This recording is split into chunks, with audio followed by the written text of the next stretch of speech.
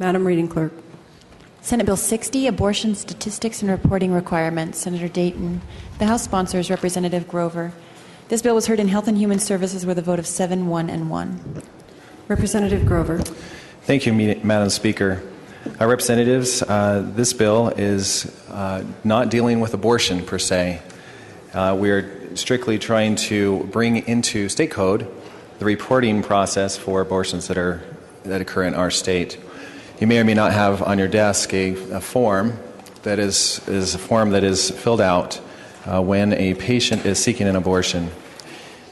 And so some people said, well, why do we need this? What's the purpose? Well, we do need this because of the shifting nature of the federal government, and we want to make sure that we have this type of data available to us and to the Department of Health in order to facilitate our decision-making processes here in the state of Utah.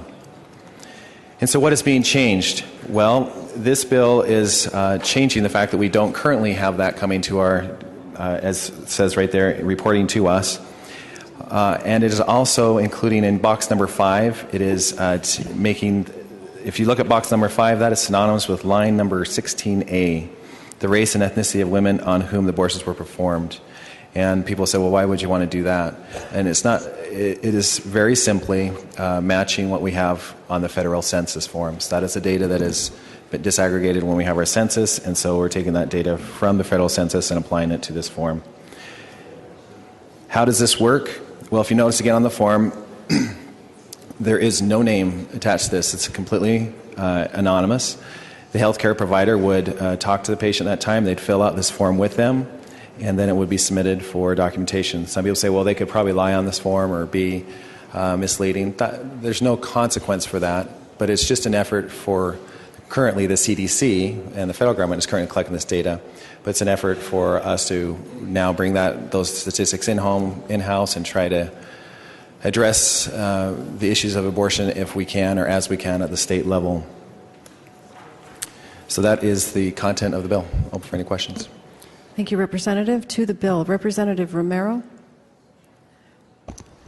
Thank you, Madam Speaker. May the sponsor yield to a question? Representative Grover, will you yield? Absolutely. Go ahead. Okay, when you talk about race and ethnicity, I know you pointed out in line 16, but line 36 only speaks about race, and under that you have Hispanic and Latino, and Hispanic and Latino are an ethnic group.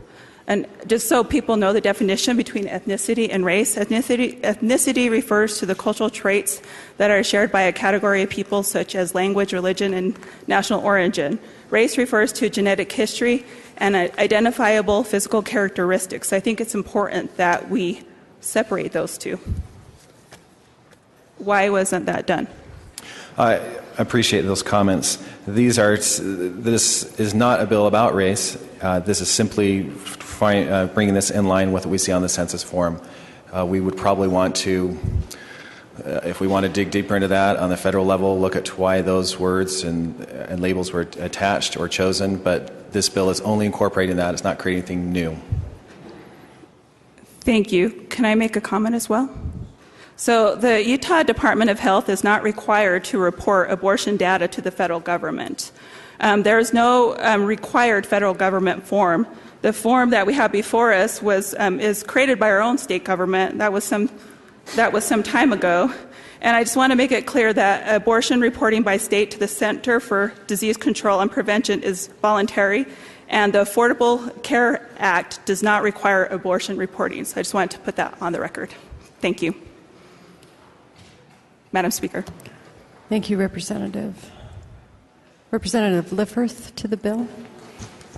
Will the sponsor yield to a question? Representative Grover, will you yield? I will. Go ahead. On the form that was handed out, at the bottom it says complete reverse side also. Could you describe what information would be collected on the reverse side of this form?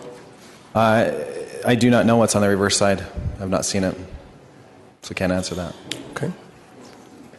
Okay, thank you. Could be the other side of the paper, so I don't know. Representative Wiley. Thank you, Madam Speaker. Will the sponsor yield to a question? Sure. Oh, sorry. Go ahead. Thank you. Actually, a couple of questions. I still don't quite understand why we need to gather this information. Is it to prepare for future legislation to address abortions? What's the reason or the rationale behind a form like this? In my communication with the Senate sponsor, I don't know of any other type of groundbreaking type of legislation this is trying to create. It does come back to gathering the facts of abortion as they occur within our state and having that data with which to make informed decisions regarding abortion, or just to have that information available to us so we're aware of what is happening. And I know that this issue is important to many of our constituents on both sides of the aisle. And so just having this data here and understanding what is happening helps us to make better decisions. Representatives, I have some concerns about gathering information like this. We don't have a clear target as to what we're going to be using this information for. To say that our constituents are interested in that, I think to go to Vital Statistics and gather what information is available at that point. I just don't feel comfortable giving out that kind of information, and I just, for some gut reason here, kind of feel like this is the first step in loading the gun to come back and blast everybody with future legislation dealing with abortion. I mean, we've dealt with this for years and years and years, and to no avail. I mean, it's cost the state a lot of money to defend those types of actions, and I just would talk in opposition and not support legislation like this. Thank you. Further discussion. Representative Powell? Will the sponsor yield to a question? Representative Grover, will you yield? Sure. Go ahead. Just want to follow up on that last question, if I could, Representative. It looks like that was a Senate amendment later on in the process. The reported reason, if any, the women sought the abortions described in subsection 1A. And I apologize if the sponsor went over this in his presentation. Let me just ask again, how will that information be gathered? That specific piece of information, why are you seeking this abortion? Will there be a question asked in that way? Okay, I'm going to try to make sure I follow. You're specifically asking about which information? And I'm so want to make sure I'm looking at SB 60, this version on lines 32A. Okay, so if I understand your question correctly, you're wondering how that information will be obtained? Yes. Okay, this form is filled out between the provider and the patient. And so then the provider would walk through this form with the patient whenever abortion is performed, and then they would glean that information from that conversation. I think interview would be a little strong. It's not a formal interview, but just kind of walking through why the procedure would be necessary. We do collect all types of medical data for lots of different procedures, and this is another one of those procedures we collect data on. And the way that would be gathered then is with I guess my question is, I just want to make sure I clarify, a written questionnaire, a verbal questioning. I mean, the reason it makes a difference to me is it does seem quite intrusive to be asking the reason that the woman is seeking the abortion. So I'm trying to envision in my mind what that situation looks like. Is it just a cold blank form that somebody fills out in an office somewhere? Is it something that somebody's asking someone a question and asking them to fill out the form? Is it somewhere where the person's asking the question and filling out the form for them? Or is there no form at all involved and someone's just asking the question verbally? 3 and 4, there is a form involved, and the best case scenario is when the provider is sitting with a patient and talking about the procedure. If a patient wishes to have an abortion, I guess that would be provider specific. I know that somebody that I'm directly related to, my wife, would treat this very, very delicately as she's working with patients, and she would just walk through the questions. Whether or not she handed them the form, I suppose she could, but it would be more likely talk to me about how we're getting to this point and fill out the form. Being a professional and the people that are involved in these type of situations are highly professional, I would think a correct assumption they would be very discreet, very careful, and caring and nurturing, and I don't believe they guide per se. They're just trying to understand why we're getting to this point, and then having that form filled out and have that data available. And thank you. So under current law, is that specific question or information ever asked, the reason that the woman sought the abortion?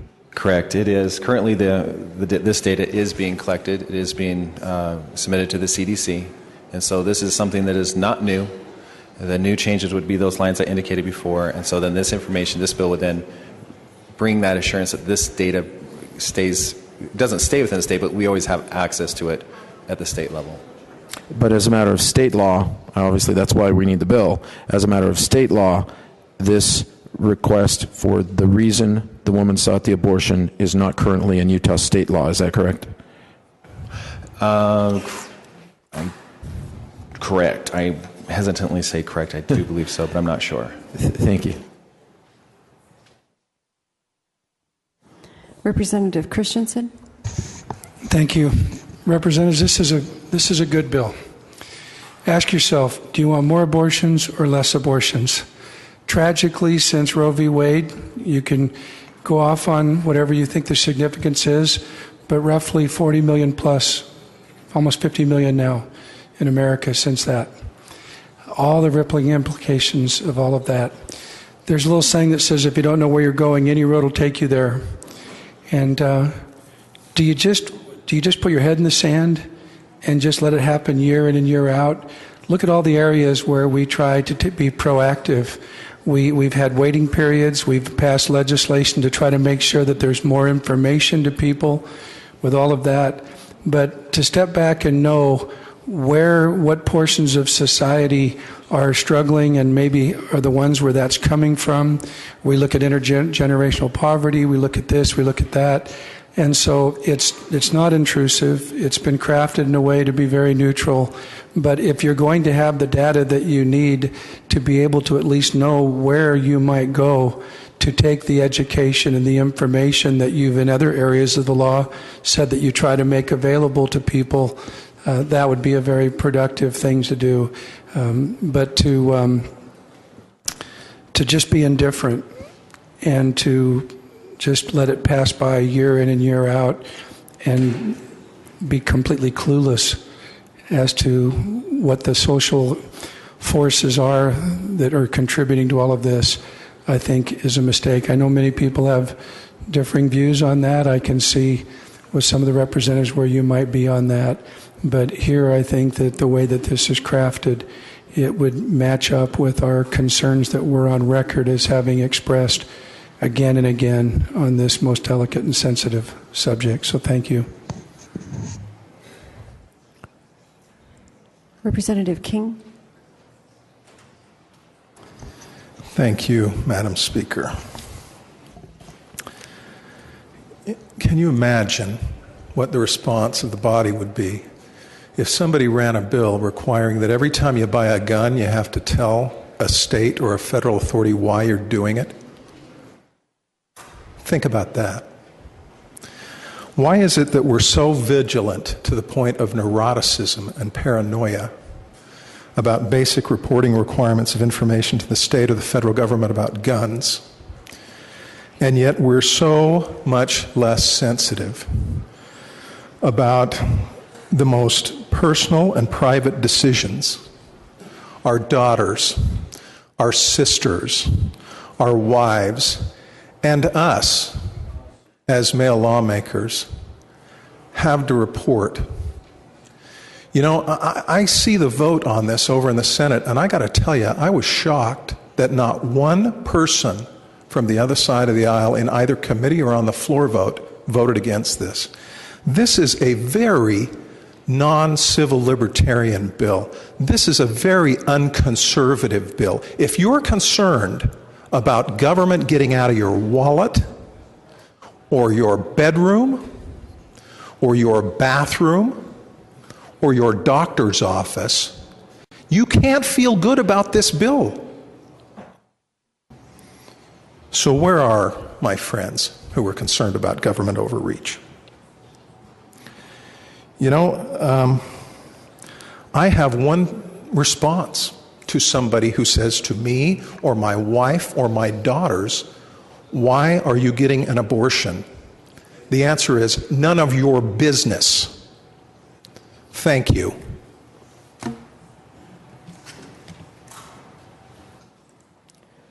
Representative Ivory. Thank you, Madam Speaker. I didn't intend to speak to this bill until the last comment from the good representative from Salt Lake. There is a good reason why there's a difference. In the Constitution, recognizing inalienable rights, inherent and inalienable rights, recognizes a right to defend one's lives and one's liberty. There is no right in the Constitution to terminate a life. That is the difference.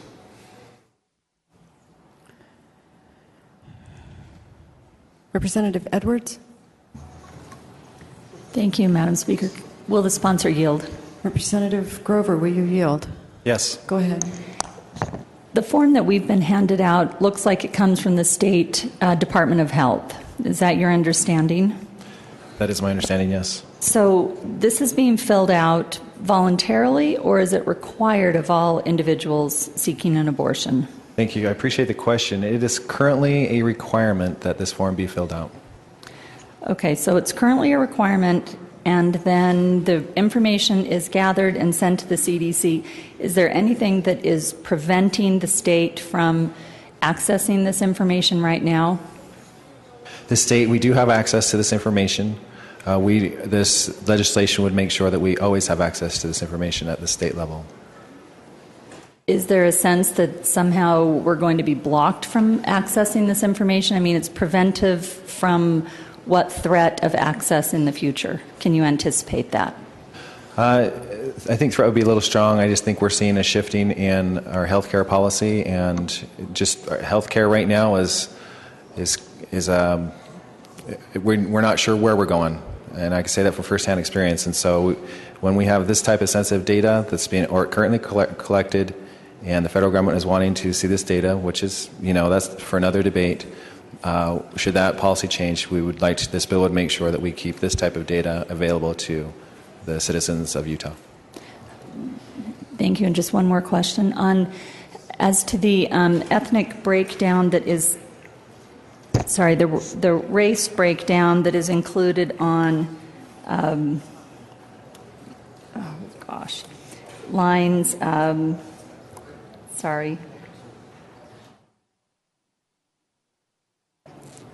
36B to 36I. Are those an expansion over what's under number 6 here for reasons of some kind of federal compliance, or because that goes beyond the categories of race that are currently on the form? It would expand the categories, I suppose, but again, the reason would be the definitions are the ones we currently use in the census are those that are more traditionally recognized as categories of people, races of people, etc. And then just one last question. How many abortions are performed in the state of Utah each year? I do have that information for you. The total number of abortions in Utah was 3,081. I think that was from 2011. Thank you. Representative Greenwood.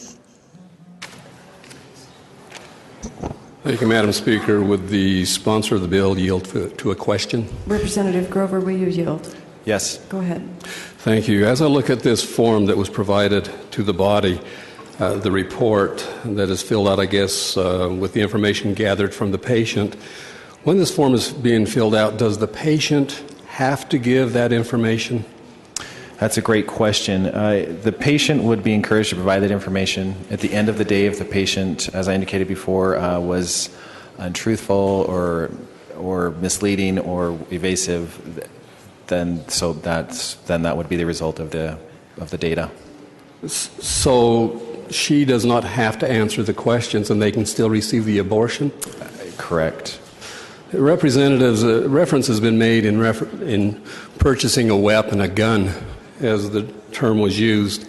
There's a form. I've purchased 1 or 2 guns in my life, and matter of fact, probably more than that, probably. And every time I go down to purchase a gun, there's a form. It's a federal form that is required. It's mandated that I have to fill that form out. If I refuse I cannot purchase the weapon. I have to fill that out. The patient can refuse to fill out this form or give the answers to the questions on this form, and yet the patient can still receive an abortion. Because of that, I would be in support of the bill. Thank you. Representative Elison. Thank you, Madam Speaker. I wasn't going to comment on this either, but I will keep my comments very brief. Two observations. One, a comment was made earlier about the gender of the lawmakers voting on a certain bill. I don't think that's germane, any more germane to the argument as to the fact that the Roe versus Wade decision was made by the gender of the people who made that decision either. As a CPA, there's a saying that I adhere to very strictly, is that if it's not measured, it doesn't matter.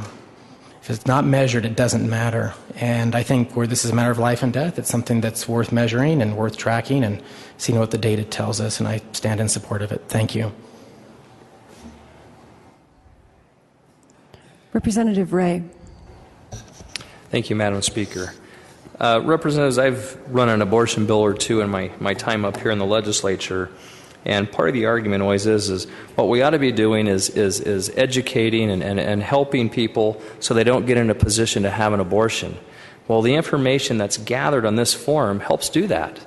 We're finding out who's at risk, why, and the different, all the things that we need to know so that we can, with the Department of Health, go out and educate and put programs together to try to get to those who are that are high risk so that we can prevent pregnancies in the first place in order to prevent abortion. So, I think if we want to do what that side of the abortion argument says, this is something we have to do in order to be able to do that. So I would urge support of the bill. Thank you. Representative Fisher. Thank you, Madam Speaker. I would like to ask a question of the body, but I don't expect, of course, an answer. But answer this in your own mind, representatives. When you go down to get a gun permit, do they ask your race? Do they ask your ethnicity? Are we tracking to see where the guns are and who's shooting them? I stand in opposition of this bill. Representative Redd. Thank you, Madam Speaker. I'd like to make a motion to make an amendment. That's in order. This is to address the concerns of the good representative from Salt Lake County. On line 36, I move to amend after the word races, put races and ethnicity. Ethnicities, I guess you'd make it plural. It's line 36A on the bill. You have that? And that would be the sum of my proposed amendment. Thank you. Representative Grover to the amendment. I would want to make sure I understand where that's being inserted. So we have on line 36, on line 36A of the Senate amendment. Okay. After the word races, insert the words and ethnicities. Not being a scholar in that area, I'm not. There was a previous argument made on the floor that race and ethnicity are different. I guess I would resist that amendment initially, but I'm not so sure that that's going to make a difference. Thank you. Is there further discussion to the motion to amend? Seeing none, Representative Redd for summation. Waive summation. Summation is waived. The motion to amend is on line 36A. After the word races, insert the words and ethnicities. All in favor of the motion to amend, please say aye. Aye. Any opposed, say nay. No. I'll rule the motion passes. The bill is amended. I've just one other. I need to answer. May I ask a question to the sponsor? Representative Grover, will you yield? Yes. Go ahead. On line 32A, it states the reported reasons, if any, the woman sought the abortions described in subsection 1A. Does that refer to box 19 on the form that was handed out to us? Or are there different questions you're asking there? You are correct. It is that box on the form, box 19. And so that'd be just a checkbox kind of a question, not a narrative. Is that correct? Correct. Thank you very much. Further discussion, Representative Seelig. Thank you. Thank you, Madam Speaker. I rise in opposition to the bill. On the floor, we've talked about if the bill is passed, that government would use the data to educate and help people, help impose particular personal views on an individual for a very private and personal decision.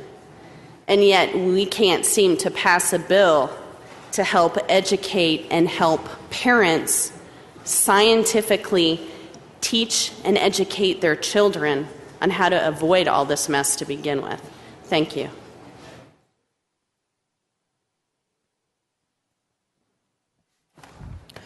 Representative Anderegg.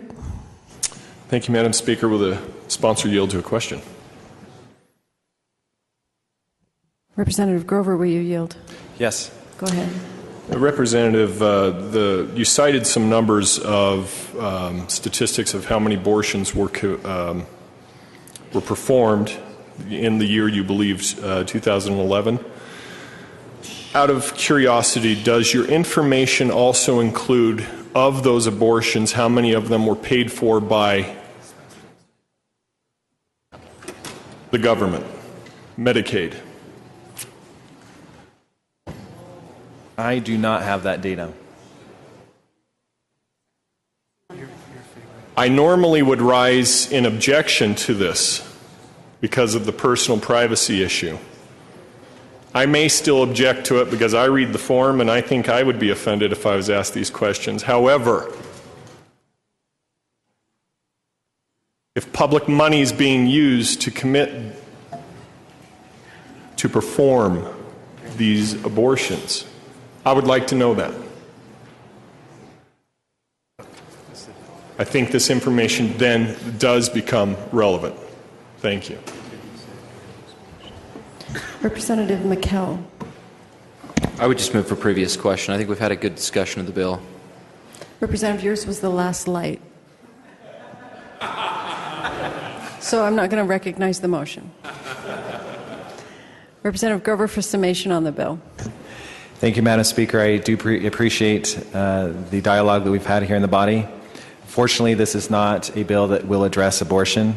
This bill, upon passage, would simply bring the data that is currently collected, already collected. It's happening today. It's been happening the last many years. That data and these conversations are being had with patients. This is not new policy. It is just making sure that that data is available to us in state code to provide a little bit of comfort and some clarity. Again, this form is anonymous, and the patient is asked these questions with, I am sure, great delicacy, with great care, and between the provider and the patient.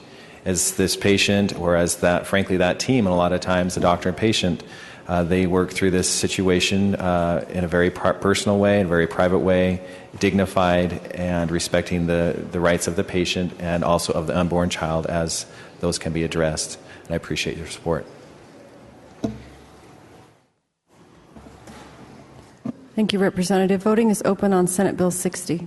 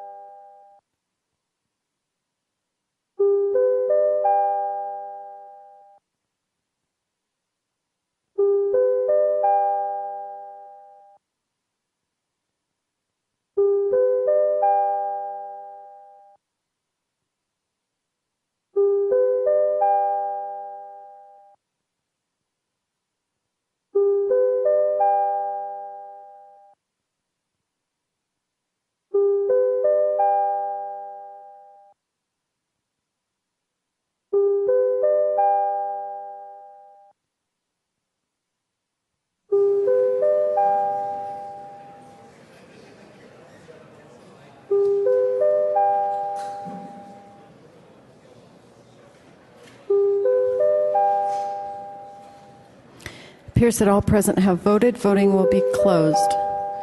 Senate Bill 60, having received 56 yes votes, 17 no votes, passes the House and will be returned to the Senate for further consideration.